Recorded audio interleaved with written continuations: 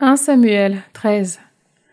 On ignore l'âge de Saül lorsqu'il devint roi, et il régna 2 ans sur Israël. Saül choisit 3000 hommes en Israël. Il y en eut 2000 avec Saül à Michmas et dans la montagne de Béthel, et 1000 avec Jonathan, son fils, à Gibéa de Benjamin.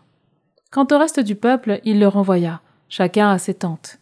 Jonathan détruisit le poste de garde des Philistins qui était à Géba, et les Philistins la prirent. Alors Saül fit sonner du cor dans tout le pays pour dire que les Hébreux la prennent. Tout Israël la prit et disait « Saül a détruit le poste de garde des Philistins, et même Israël est devenu odieux aux Philistins. » Alors le peuple se regroupa derrière Saül à Gilgal. Les Philistins se rassemblèrent en vue de combattre Israël, 30 000 chars, 6 000 cavaliers et une troupe aussi nombreuse que les grains de sable au bord de la mer. Ils montèrent et établirent leur camp à Michmas, à l'est de Beth-Aven. Les hommes d'Israël virent le danger, tant le peuple était menacé de près. Ils se cachèrent dans les grottes, les trous, les rochers, les souterrains et les citernes. Des Hébreux passèrent aussi le Jourdain pour gagner le pays de Gad et de Galaad. Saül était encore à Gilgal et tout le peuple qui était derrière lui tremblait de peur. Il attendit 7 jours le rendez-vous de Samuel, mais Samuel ne vint pas à Gilgal.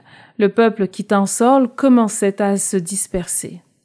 Alors Saül dit « Amenez-moi les animaux pour l'holocauste et les sacrifices de paix. » Et il offrit l'holocauste. Or, comme il achevait d'offrir l'holocauste, voici que Samuel arriva. Saül sortit à sa rencontre pour le saluer.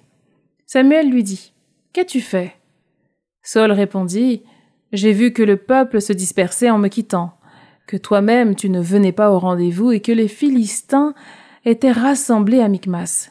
Je me suis dit « Maintenant, les Philistins vont descendre pour m'attaquer à Gilgal, sans que j'aie apaisé le Seigneur. » Alors, me faisant violence, j'ai offert l'holocauste.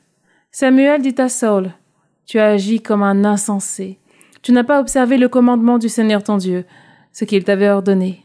Autrement, le Seigneur aurait établi ta royauté sur Israël pour toujours. Mais maintenant ta royauté ne tiendra pas.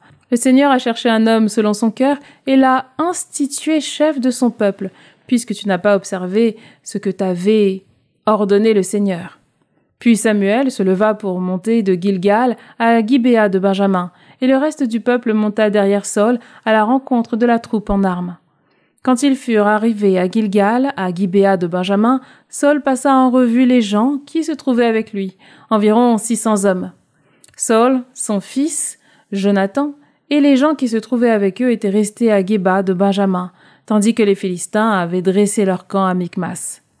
Les troupes de choc sortirent du camp des Philistins en 3 groupes. Le premier prit la direction d'Ophra, au pays de Choual. Le deuxième, la direction de Beth-Horon. Le troisième, la direction de la frontière qui surplombe le Val d'Éyenne, du côté du désert. On ne trouvait pas de forgerons dans tout le pays d'Israël, car les Philistins s'étaient dit « Il ne faut pas que les Hébreux fabriquent des épées ou des lances. » Tout le monde en Israël descendait donc chez les Philistins pour affûter chacun son soc, sa houe, sa hache ou son pic. Le prix imposé était 2 tiers de cycle pour les socs, les houes, les haches et la remise en état des aiguillons. Il arriva donc qu'au jour du combat, personne, dans la troupe qui était avec Saül et Jonathan, n'avait en main ni épée ni lance. On en trouva cependant pour Saül et pour son fils Jonathan.